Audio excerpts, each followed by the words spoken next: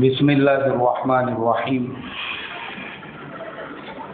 نحمده ونصلی علی رسولہ الکریم اما بعد۔ میرے محترم بھائیوں، بزرگوں، دوستوں، آج ہم نے 8ویں تراویح مکمل کی اللہ کے فضل و کرم سے، جس میں ہمارا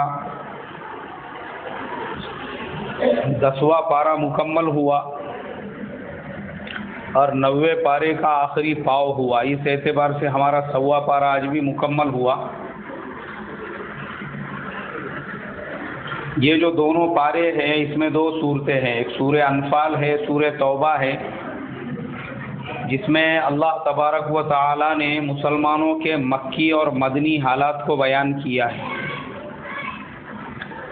اس میں غزوہ بدر کا بھی واقعہ ہے اور ہجرت کا بھی واقعہ ہے، لیکن آج میں انشاءاللہ آپ لوگوں کو غزوہ بدر کا واقعہ سناؤں گا۔ ہجرت کا واقعہ انشاءاللہ ہم کل سنیں گے۔ اللہ فرماتے ہیں فَلَمْ تَقْتُلُوهُمْ وَلَكِنَّ اللَّهَ قَتَلَهُمْ وَمَا رَمَيْتَ إِذْ رَمَيْتَ وَلَكِنَّ اللَّهَ رَمَى۔ اس کا مطلب یہ ہے، اللہ مسلمانوں کو یاد دلا رہے ہیں کہ دیکھو، بدر میں مشرکین کو جو قتل کیا تھا وہ تم نے نہیں قتل کیا تھا، ان کو کس نے قتل کیا تھا؟ اللہ نے قتل کیا تھا۔ غزوہ بدر سن 2 ہجری رمضان المبارک میں پیش آئی تھی، اور وہ پہلا رمضان تھا جس میں اللہ نے روزے فرض کیے تھے۔ آپ صلی اللہ علیہ وسلم مکے سے ہجرت فرما کر جب مدینہ میں آئے اور اطمینان کی زندگی گزارنے لگے تو مشرکین مکہ کو وہ بھی نہیں دیکھا گیا کہ آپ مکہ چھوڑ کے مدینے میں آرام سے رہ رہے ہیں۔ ان کے دل میں ایک حسد اور ایک جلن پیدا ہوئی، تو مکے کا ایک سردار جس کا نام کرز ابن جابر تھا، وہ ایک ٹولی لے کر مدینے کی طرف روانہ ہوا۔ اللہ کے نبی صلی اللہ علیہ وسلم کے اور صحابہ اکرام کے اونٹ مدینے کے باہر چرا کرتے تھے۔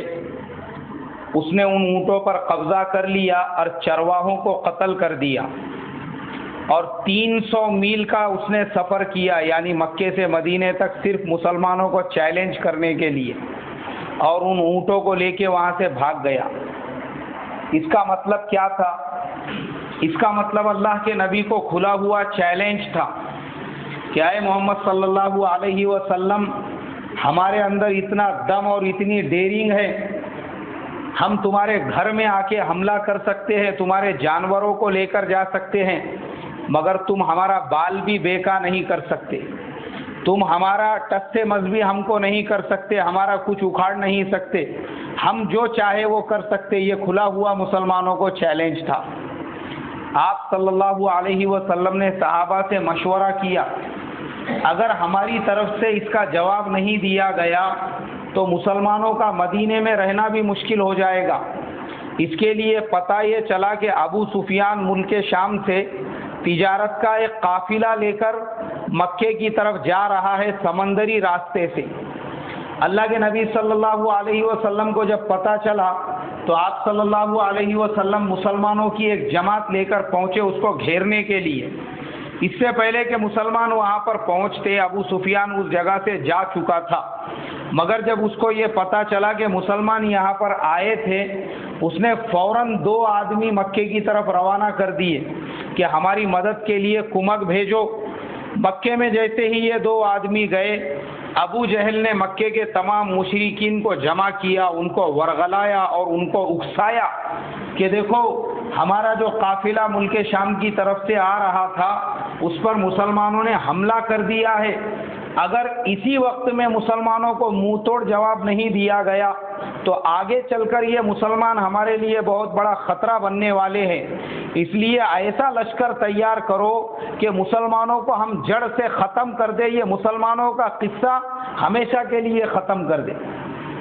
اس وقت میں جو بڑے بڑے سردار تھے مکہ مکرمہ کے اندر، عتبہ، ربیعہ، شیبہ، ولید، مغیرہ، یہ تمام سرداروں کی میٹنگ ہوئی، اس میں ابو جہل ان کا سردار تھا، اور سب نے مل کر طے کیا کہ ٹھیک ہے، مکے کے بڑے بڑے پہلوانوں کو جمع کیا گیا، 1000 کا لشکر جرار تیار ہوا، جو پورا کا پورا لشکر تیروں سے، تلواروں سے، گھوڑوں سے، نیزوں سے، زیرہ بختر سے، تمام چیزوں سے لیس تھا کہ ایسا حملہ مسلمانوں پر کرنا ہے کہ ان کو جڑ سے ختم ہی کر دینا ہے۔ ادھر ابو سفیان اس علاقے سے باہر نکل گیا، اس نے واپس سے 2 آدمیوں کو بھیجا مکے میں کہ دیکھو ابھی ہماری مدد کے لیے کسی کو مت بھیجو، اب ضرورت نہیں ہے یہاں پہ آنے کی، ہم لوگ مدینے کے حدود سے باہر نکل چکے ہیں۔ جب یہ اطلاع ابو جہل کے پاس میں پہنچی، چونکہ وہ لشکر لے کے نکل چکا تھا، اس نے کہا کہ چلو اب نکل ہی گئے ہیں تو مسلمانوں کا خاتمہ ہی کر دینا ہے۔ اللہ کے نبی صلی اللہ علیہ وسلم کو یہ اطلاع اس وقت ملی جب یہ لشکر بالکل مدینے کے قریب پہنچ گیا۔ آپ صلی اللہ علیہ وسلم نے مہاجرین اور انصار تمام صحابہ کو جمع کیا، مشورہ کیا کہ کیا کرنا چاہیے۔ حضرت ابو بکر صدیق رضی اللہ تعالیٰ عنہ نے کہا کہ حضور، ہم آپ سے وہ نہیں کہیں گے جو موسیٰ علیہ السلام کی قوم نے کہا تھا کہ اذهب انت وربک فقاتلا انا ہاہنا قاعدون، کہ تم اور تمہارا پروردگار جا کر لڑو، ہم یہاں بیٹھ کر تماشا دیکھیں گے، بلکہ حضور یہ جان کے بھی آپ مالک ہیں اور مال کے بھی آپ مالک ہیں، ہم نے اپنے آپ کو آپ کے حوالے ایسا کر دیا ہے جیسے چرواہے کے حوالے ہوتے ہیں کہ ہماری رسیاں آپ کے ہاتھ میں ہیں، آپ جدھر چاہے ادھر لے کر چلو، ہم اف تک نہیں کریں گے۔ حضرت عمر فاروق رضی اللہ تعالیٰ عنہ کھڑے ہوئے، انہوں نے بھی ایسا ہی کہا۔ حضرت مقداد رضی اللہ تعالیٰ عنہ کھڑے ہوئے، انہوں نے بھی ایسا ہی کہا۔ آخر میں اللہ کے نبی نے فرمایا کہ اور بولو۔ حضرت سعد بن معاذ رضی اللہ تعالیٰ عنہ، جو آپ کے ہجرت کرنے سے پہلے اوس اور خزرج جو مدینے کے قبیلے ہیں ان تمام کے سردار شمار ہوتے تھے، انہوں نے یہ کہا کہ حضور اگر اشارہ ہماری طرف ہے تو دیکھو ہمارا اور آپ کا کوئی ایگریمنٹ نہیں ہے، ہم نے آپ سے کوئی وعدہ نہیں کیا تھا بیعت عقبہ کے وقت مینا میں کہ ہم مدینے سے باہر نکل کر آپ کی مدد کریں گے، بلکہ ہم نے تو یہ کہا تھا کہ مدینے میں اگر آپ کے اوپر کوئی حملہ کرتا ہے تو آپ کے جان اور مال کی حفاظت کے ہم ذمہ دار ہوں گے، مگر اب بات آ رہی ہے مدینے سے باہر نکلنے کی، حضور آپ گھبراؤ مت، ہم نے آپ پر ایمان لایا ہے، اگر آپ ہم سے یہ کہیں گے کہ یہ سمندر ہے اس میں کود جاؤ، ہم اس میں کودنے کے لیے بھی تیار ہے، آپ جو بولو گے ہم وہ کرنے کے لیے تیار ہیں۔ اللہ کے نبی صلی اللہ علیہ وسلم بہت خوش ہوئے، مسلمانوں کا لشکر ترتیب دیا گیا تو 313، دوسری روایت کے مطابق 312 اور ایک روایت کے مطابق 310 صحابہ اکرام رضوان اللہ تعالی علیہم اجمعین کی جماعت اللہ کے نبی صلی اللہ علیہ وسلم کے ساتھ بدر کی طرف روانہ ہوئی۔ بدر کے میدان میں جب پہنچے تو وہاں جا کر یہ دیکھا کہ مشرکین پہلے سے پڑاؤ ڈال کر بیٹھے ہوئے ہیں پہاڑوں پر، اور اونچائی جو جگہ ہے اس پر ان کا قبضہ ہو چکا ہے، لیکن اللہ کے نبی نے یہ کیا کہ بدر کے کنووں پر مسلمانوں کا قبضہ ہو گیا۔ آپ صلی اللہ علیہ وسلم نے فرمایا کہ دیکھو مشرکین کے ساتھ رعایت کا معاملہ کرو، اگر کوئی پانی لینے کے لیے آتا ہے تو اس کو روکو مت، اس کو پانی لینے دو۔ اس کے بعد میرے محترم بزرگوں دوستو، یہ تمام واقعات سے 16 رمضان المبارک کی اگلا دن نکلا 17 رمضان، 17 اور 16 کے درمیان کی جو رات تھی، اللہ کے نبی صلی اللہ علیہ وسلم نے رو کر اور گڑ گڑا کر اللہ تبارک و تعالیٰ سے اپنی بے بسی کا تذکرہ کیا، اپنی بے کسی کے بارے میں کہا، اور اپنی عاجزی انکساری کو اللہ کے سامنے پیش کیا اور کہا کہ اے اللہ، ہم بے شک کمزور ہیں، ہمارے مقابلے میں مشرکین طاقتور ہیں، لیکن اے اللہ میں اس لشکر کو لے کر آ کر میدان میں کھڑا ہو گیا ہوں، اب ان کو کامیابی دلانا یہ تیرے بس میں ہے، یہ تیرا کام ہے، اگر تو نے ان کو کامیابی نہیں دلائی تو قیامت تک اس زمین پر تیرا نام لینے والا بھی کوئی باقی نہیں رہے گا۔ اور اللہ کے نبی صلی اللہ علیہ وسلم باہر نکلے، آپ کے ہاتھوں میں ریت تھی، اور آپ صلی اللہ علیہ وسلم جو ہے 2 روایتیں ملتی ہے، سورہ یاسین شریف پڑھ رہے تھے، اور اس کو پڑھ کر آپ نے جو ہے وہ ریت کو چاروں طرف پھینک دیا مشرکین کی طرف، تاکہ اللہ ان کی آنکھوں پر پردہ ڈال دے اور فرشتوں کا جو لشکر مسلمانوں کے ساتھ لڑنے والا تھا وہ ان کو نظر نہ آئے۔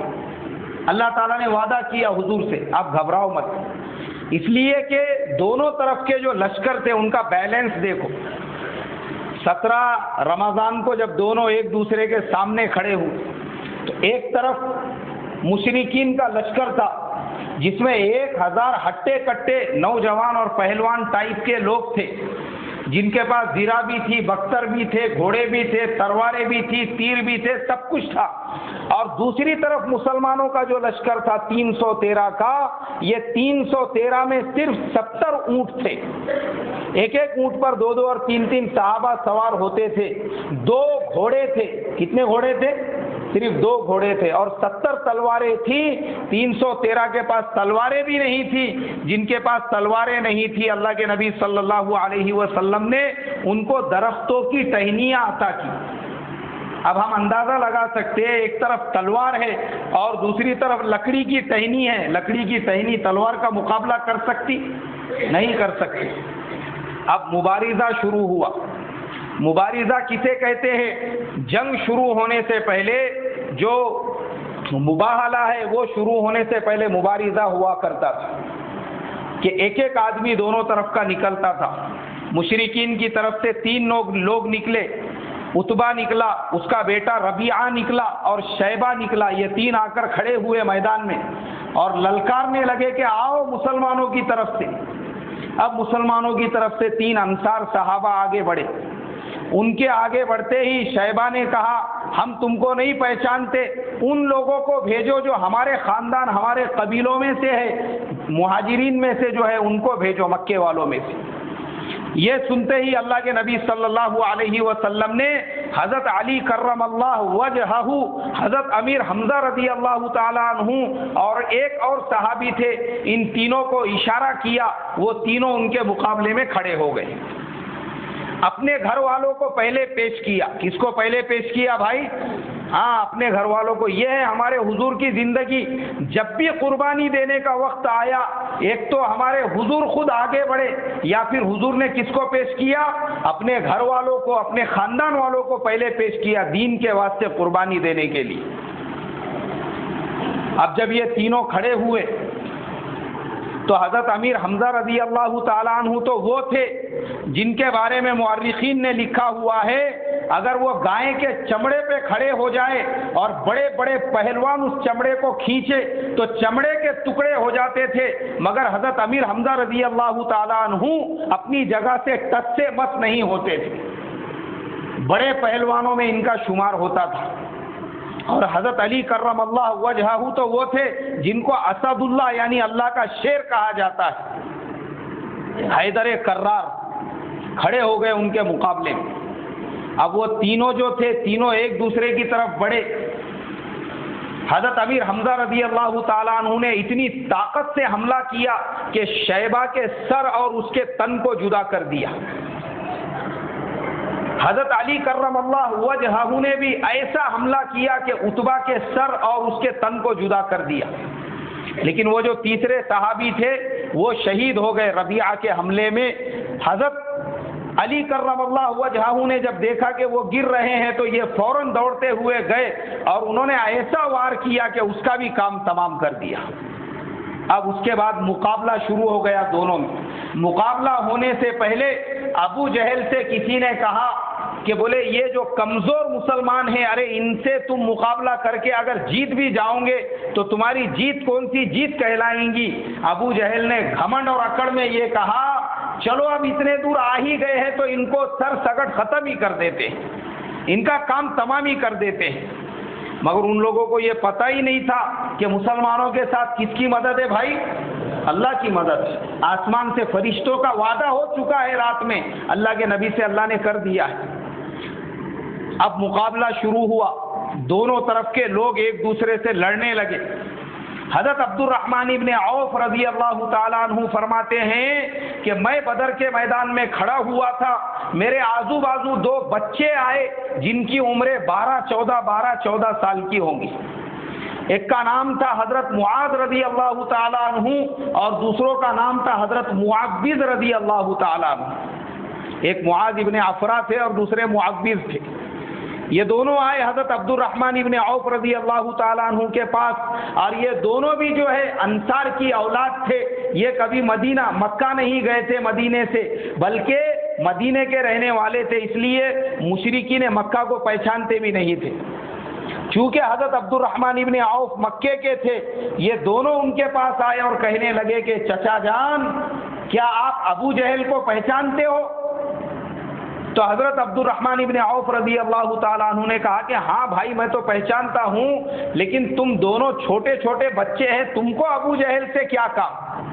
وہ دونوں بچے کہنے لگے کہ چچا جان، ہم نے یہ سنا ہے کہ یہ ابو جہل ملعون مکہ مکرمہ میں ہمارے پیارے نبی صلی اللہ علیہ وسلم کو گالیاں دیتا تھا، ان کو برا بھلا کہتا تھا، ان کے راستے میں کانٹے بچھاتا تھا، ان کے پیٹھ کے اوپر اونٹ کی اوجڑی رکھتا تھا، ان کے گلے میں رسی ڈال کر کھینچتا تھا.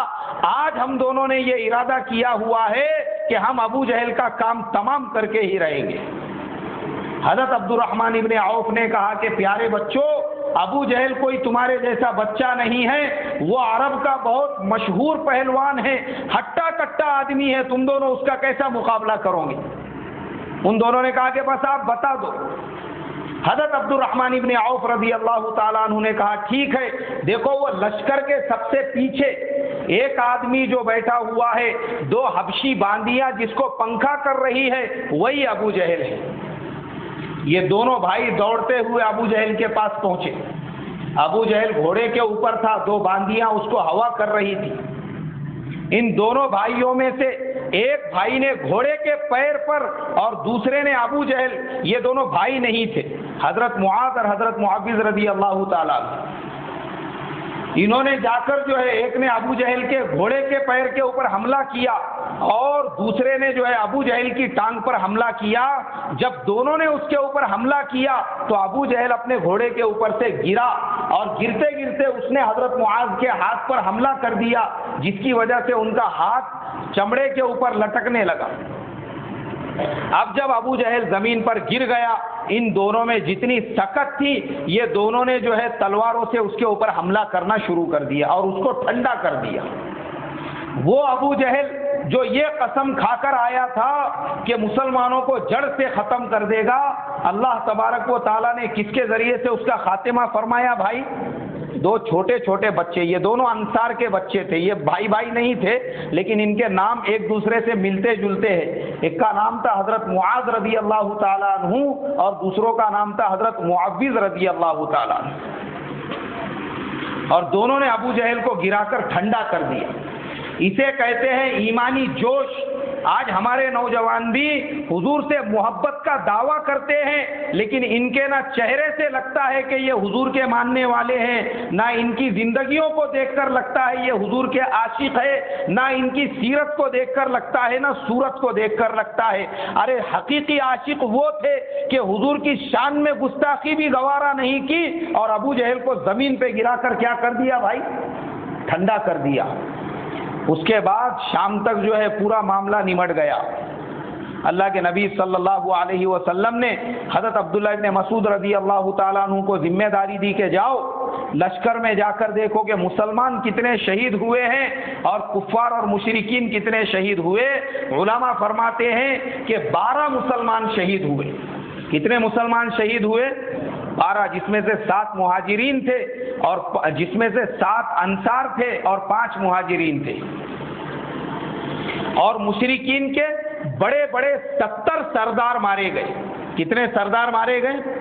70 سردار جو تھے بڑے بڑے ابو جہل کے جیسے، ایسے بڑے بڑے عتبہ، ربیعہ، شیبہ، ولید، مغیرہ کے جیسے جو بڑے بڑے سردار شمار ہوتے تھے مکے کے، وہ سارے کے سارے مارے گئے. ابو جہل میں ابھی بھی جان باقی تھی.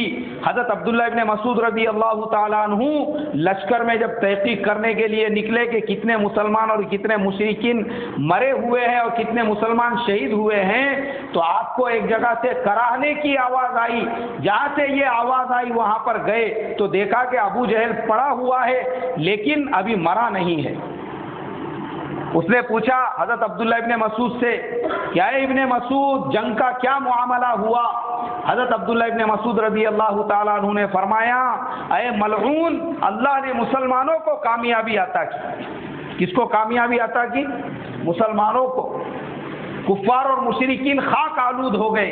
یہ سنتے ہی ابو جہل کہنے لگا کہ ہائے افسوس، ہائے افسوس، اب دنیا میں میرے جیسے کا رہنا جو ہے وہ مناسب بھی نہیں ہے کہ اللہ نے مشرکین مکہ کو ذلیل و خوار کر دیا، سرداران قریش کو ذلیل و خوار کر دیا، یہ کہنے لگا۔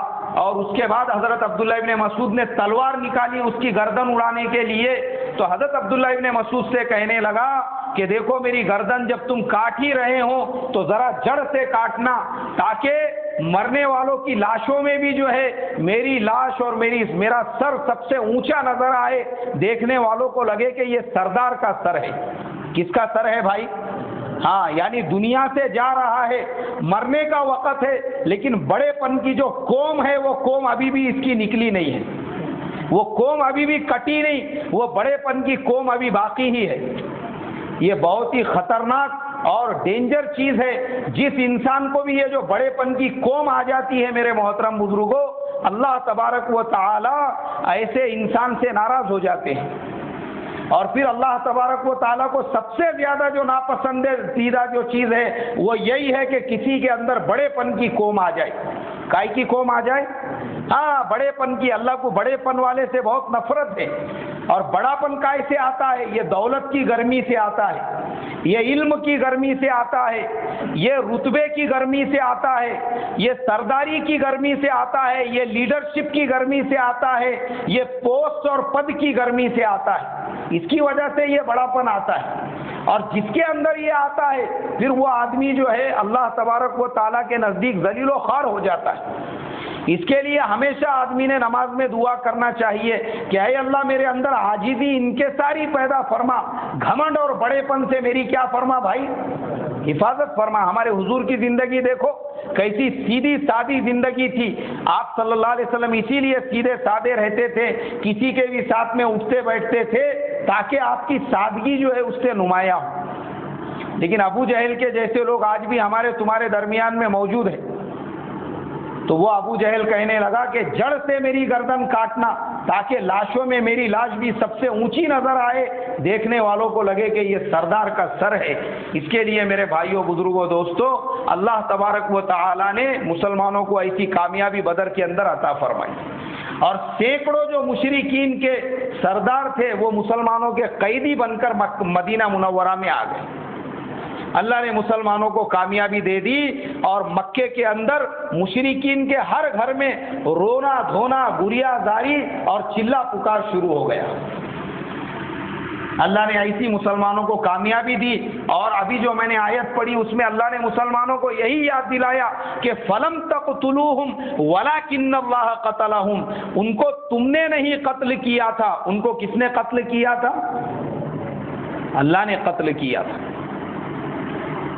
اللہ نے قتل کیا تھا۔ اسی لیے عروہ ابن مسعود کہتے ہیں وہ اس وقت تک مسلمان نہیں ہوئے تھے، بولے میں اور میرا ایک چچیرا بھائی ہم دونوں بدر کے پہاڑ کے اوپر بیٹھے تماشا دیکھنے کے لیے، ہم دیکھنے کے لیے آئے کہ اب مسلمان کیسا مار کھاتے ہیں، ذرا پہاڑ پہ بیٹھے بیٹھے دیکھیں گے، مسلمانوں کی پٹائی دیکھیں گے۔ ہم جو پہاڑ پہ بیٹھے ہوئے تھے ہمارے کانوں میں گھوڑوں کے دوڑنے کی آواز سنائی دی، ہم نے دیکھا کہ بادلوں میں سے گھوڑے دوڑ رہے ہیں۔ کس میں سے گھوڑے دوڑ رہے ہیں بھائی؟ بادلوں میں سے گھوڑے دوڑ رہے ہیں۔ اللہ نے آسمان سے ایسی مسلمانوں کی مدد فرمائی۔ اس کے لیے ہمارے علماء فرماتے ہیں کہ جو مقام اور مرتبہ بدری صحابہ کا ہے وہ نبیوں کے بعد اس سرزمین پر کسی کا بھی نہیں ہے۔ سب سے بڑا مقام نبیوں کے بعد اگر کسی کا ہے تو وہ کس کا ہے بھائی؟ بدری صحابہ کا ہے، اور ان کے بعد پھر دوسرے صحابہ اکرام رضوان اللہ تعالی علیہم اجمعین کا ہے۔ اس لیے ہر مسلمان کے دل میں نبیوں کے بعد سب سے بڑی اور سب سے زیادہ جو عظمت ہے وہ کس کی ہونا چاہیے؟ صحابہ کی عظمت ہونا چاہیے۔ کریں گے اپنے دل میں صحابہ کی عظمت؟ ہاں، اور عظمت خالی ایسی زبان سے بولنے سے نہیں آئیں گی، بلکہ اپنے بچوں کے نام رکھنا پڑیں گے صحابہ کے نام پر، ورنہ ہمارا یہ حال ہے۔ ہمارے عربی کے اندر 300 بچے پڑھتے، میں نے 300 بچوں میں پوچھا بولو ابو بکر کتنوں کا نام ہے، تو 300 میں خالی ایک ابو بکر تھا۔ 300 को पूछा उमर कितनों का नाम है, तो 2 बच्चों का नाम उमर था। उस्मान कितनों का नाम है, तो 300 में 1 उस्मान था। अली कितनों का नाम है, तो 2 बच्चों का नाम अली था। हसन कितनों का नाम है, तो 2 बच्चों का नाम हसन निकला। हुसैन कितनों का नाम है, तो मुश्किल से 2 बच्चों का नाम हुसैन निकला। नबियों के नाम पे, सहाबा के नाम पे हमारे बच्चों के नाम ही नहीं है। बदरी सहाबा के नाम पे अभी मैंने कहा, मुझे बताओ पूरे सैयद नगर में मिक़दाद किसका नाम है? सुने क्या आप लोगों ने? अभी तक नहीं सुने, मालूम ही नहीं। हालांकि हजरत मिक़दाद रज़ी अल्लाह ताला अन्हु मुहाजिर सहाबा में से। हमको ये नाम पसंद ही नहीं है। फिर मैंने बच्चों से पूछा कि बच्चों बताओ शाहरुख कितने बच्चों का नाम है? तो 300 में से 40 बच्चों का नाम शाहरुख था। कितने बच्चों का नाम था? वो शैतानी पिल्ला जिसने एक गैर मुस्लिम काफिरा के साथ जो जिंदगी गुजार रहा और हराम के बच्चे जिसने पैदा करा, वैसे उनके नाम हम लोगों को पसंद है। शाहरुख कितनों का नाम? बोले 40 बच्चों का नाम। मैं बोला सलमान कितनों का नाम है? तो 30 बच्चों ने हाथ उठाए जिनका नाम सलमान था। जो सारे कारनामे अंजाम देते फिर रहा, मुसलमानों के कातिल के साथ में हाथ मिला के उसके गले में गले डाल के फोटो खिंचा रहा उसके साथ, हमको उनके नाम पसंद है, ये नाम हमको पसंद नहीं है। बल्कि तहकीक करो, याद रखो हमारे घरों में भी बदरी सहाबा जैसे नाम हमारे बच्चों के अगर होंगे, वैसी ही खैर और बरकत हमारे घर में आएगी। बोलो रखोगे बदरी सहाबा के नाम पे? हाँ, नाम रखने से पहले तहकीक करो, अपने मस्जिद के इमाम साहब से पूछो, आलिम साहब से पूछो कि बदरी सहाबा के क्या क्या नाम थे, और उनमें से जो अच्छा नाम लगा हमको अपने बच्चे का, वही नाम रखो। हमारे बच्चों में भी फिर उनके जैसी क्या पैदा होंगी भाई? सिफात पैदा होंगी। शाहरुख रखेंगे तो वैसी सिफात पैदा होंगी। मैं एक दिन ताहरत को जा रहा, अपने मस्जिद के बाजू में ही एक नौजवान को देखा, वो जूता निकाल के बाप को झोड़प रहा, अपने खुद के सगे बाप को मार रहा हो। मुझे नहीं मालूम था बाप बेटे में लड़ाई चल रही है बोल के। हमारे किसी नायब इमाम साहब ने या मौजन साहब ने मुझे बोले मौलाना देखो, बोले बेटा जब अपने बाप को झोड़प रहा। मैं बोला बेटे का नाम क्या है? बोले शाहरुख है। हाँ, मैं बोला बराबर है। फिर वो बुड्ढे को समझ रहा नहीं था, बहुत मस्ती में आया था। मैं बोला इसको सहाबा के नाम नहीं मिल रहे थे रखने को, अबू बकर, उमर, उस्मान, अली खत्म हो गए थे, इसको शाहरुख की पड़ी हुई थी। जैसा नाम रखा वैसी सिफत पैदा हुई। बराबर बाप का हलवा निकाल के बता रहा कि अच्छा मेरा नाम रखे थे बोल के। तो इसके लिए जैसे नाम हम रखेंगे बच्चों में वैसी क्या पैदा होंगी भाई? सिफात पैदा होंगी। और दूसरा ऐलान ये है कि मैंने 2 रोज़ पहले जो है बयान में बताया था कि नमाज के अंदर की जो चीज़ें हैं वो तमाम चीज़ें मैंने बहुत सारे लोगों को भेजा हुआ हूँ, वो आप जो है सुन के नमाज सही कर सकते। तो आज मुझे साउथ अफ्रीका से हमारे एक दोस्त हैं, उनका मैसेज आया था कि बोले मौलाना वो जो दुआएं वगैरह है हमको भी भेजो। तो मैं इसके लिए ये ऐलान कर देना चाहता हूँ कि अगर किसी को व्हाट्सएप पे वो नहीं भी मिले होंगे तो यूट्यूब में मौलाना अकबर हाशमी सर्च में डालकर वो तमाम नमाज जो है बच्चों की वो पूरी उसके अंदर डाली हुई है। आप उसमें से जो है वो पूरी नमाज भी लेकर याद कर सकते। उसके अलावा जो है दूसरे बयानात वगैरह भी उसके अंदर है, उससे भी आप इस्तेफादा हासिल कर सकते। करेंगे भाई इंशाअल्लाह। अल्लाह मुझे आपको अमल की तौफीक अता फरमाए। सुभान अल्लाहि व बिहम्दिही, सुभानक अल्लाहुम्मा व बिहम्दिका, नशहदु अल्ला इलाहा इल्ला अंता, नस्तगफिरुका व नतूबु इलैक।